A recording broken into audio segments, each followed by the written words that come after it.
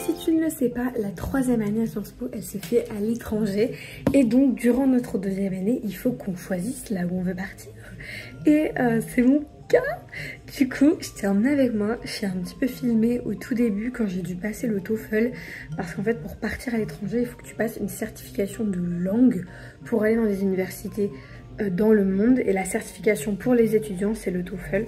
Après, j'ai dû faire le choix des universités. Bref, je te laisse découvrir tout ça. J'espère que ça va te plaire, que tu vas trouver ça rigolo. Et voilà, bisous bisous.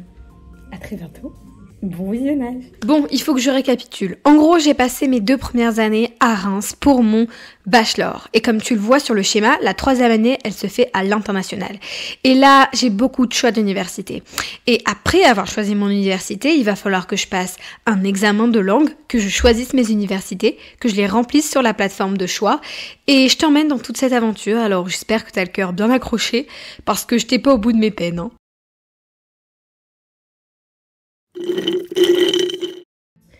Résultat du TOEFL. Je sais plus mon code. Hein. C'est une catastrophe. View score.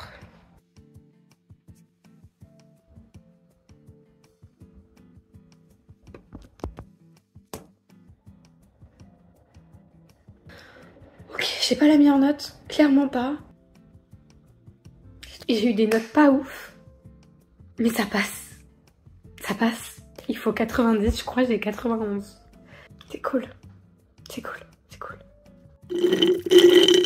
Hello, ça fait super longtemps qu'on ne s'est pas parlé. Nous sommes le 27 décembre 2023. Je suis en train de faire des tableaux pour savoir quelle université je veux prendre et dans laquelle je veux aller. J'ai beaucoup trop de choses à regarder. Il faut que je regarde pour les universités qui m'intéressent, pour les universités dans lesquelles j'ai plus de chances d'y arriver parce que j'ai les bons résultats. Dans mon tableau. Voilà, j'ai mis les universités dans lesquelles j'ai des bons résultats TOEFL pour aller, etc. Donc c'est quand même pas mal de taf tout ça.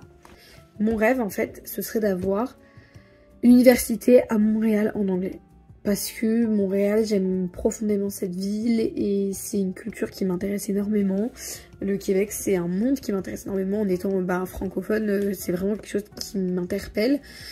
Et c'est une ville pour moi qui est pleine de vie, pleine de ressources, pleine d'intérêt. Et là, ça me permet un peu de voir des choses qui sont ailleurs et de comment on aborde cette langue française ailleurs. J'ai fait de la peinture, je pense que ça se voit. Ensuite, Ottawa et ensuite Toronto. En fait, je sais pas. Parce que je sais que j'ai pas vraiment le niveau et j'ai pas vraiment les notes pour aller à McGill, je le sais. Donc je vais essayer d'autres universités de Montréal. Mais c'est très dur d'y rentrer. Est-ce que ensuite, je préfère mettre des universités de Montréal mais en français, ou je préfère mettre des universités pas à Montréal, mais en anglais. Est-ce que en gros je préfère vivre à Montréal, tant pis pour la langue, ou je préfère vivre pas à Montréal, mais perfectionner mon anglais? I don't know, je sais pas. Ouais, les Nice du futur, dis-moi que t'es trop bien dans ta ville et que c'est trop bien et que t'es à Montréal et tout. À Concordia University. Dis-moi que t'es à Concordia University, s'il te plaît. Bisous.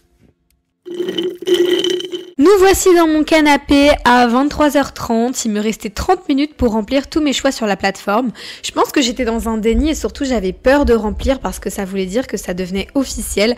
Donc j'avais vraiment laissé ça au dernier moment. Donc là j'étais en train de remplir tous les documents et ajouter tous les papiers qu'il fallait ajouter sur la plateforme avant de s'inscrire et sélectionner toutes les universités. Honnêtement, j'ai pas eu de difficulté à faire ça, c'est hyper intuitif. C'est juste être sûr que c'est les bons choix et que tu les mets dans le bon sens que tu veux. Et voilà, là j'avais validé mon projet, j'ai été toute stressée et tout.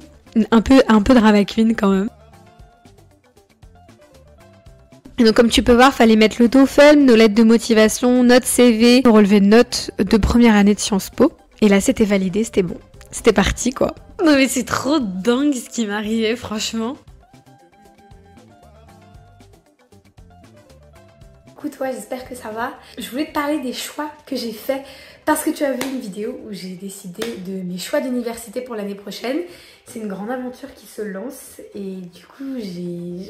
je sais pas, je suis un peu excitée, j'ai un peu peur et tout. Comme tu l'as vu, j'ai passé le TOEFL.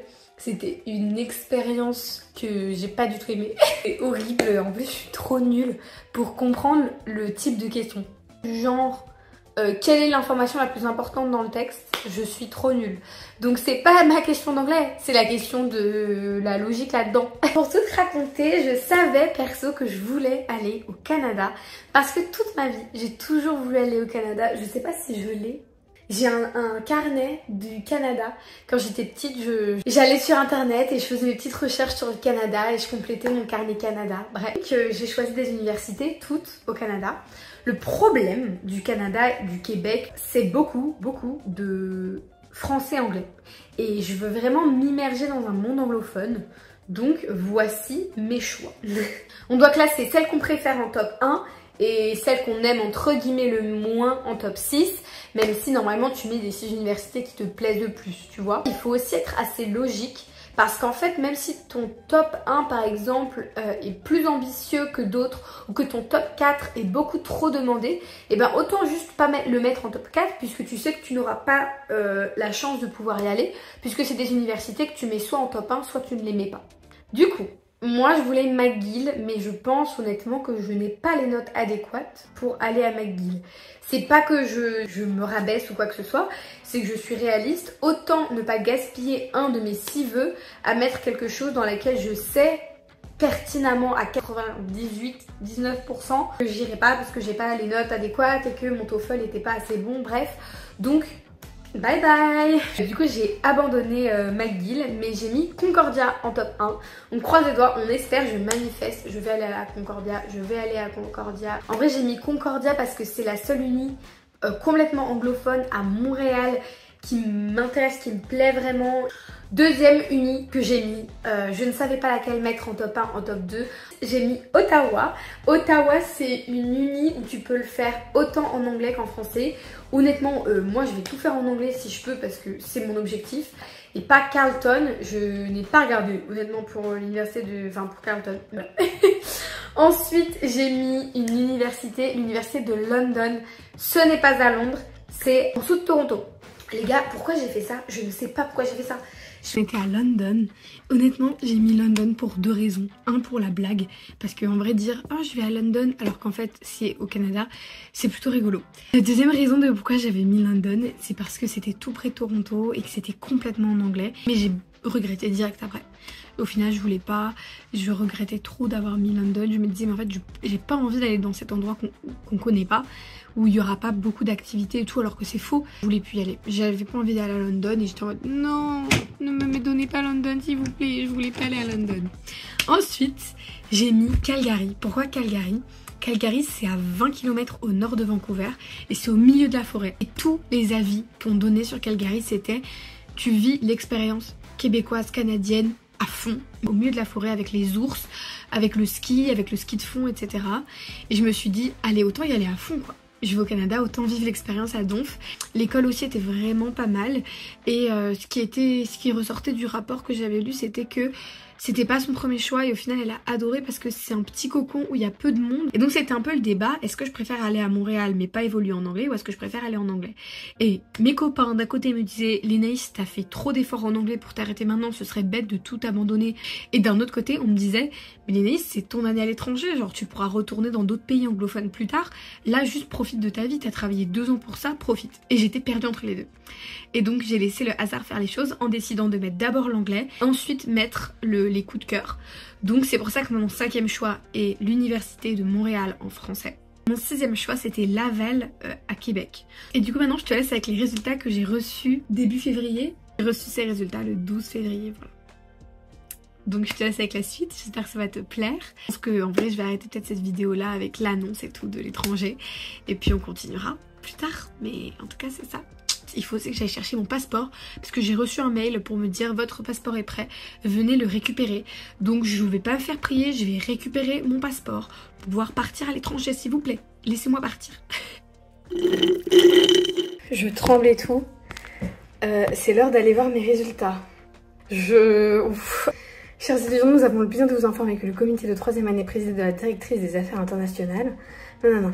Chacun d'entre vous peut dès à présent consulter le résultat de son affectation individuelle en se rendant sur la plateforme Outgoing, mes mains, sur laquelle votre candidature a été déposée.